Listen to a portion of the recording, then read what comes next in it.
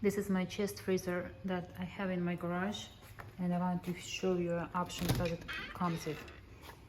So it came with two baskets that you can lift them up, and that kind of creates additional storage for items that you need right away, and also it's easier to store.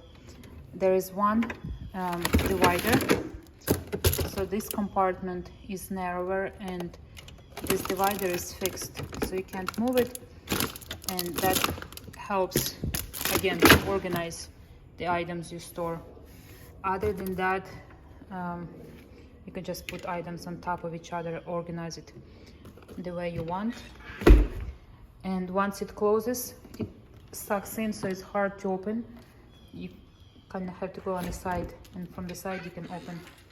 It has a light, so if you're using it in the dark you can still see. It has different temperature controls, some from 1 to 7 if you want to store fruits, vegetables or seafood. It has a drain here, so if you want to defreeze it, there is a drain.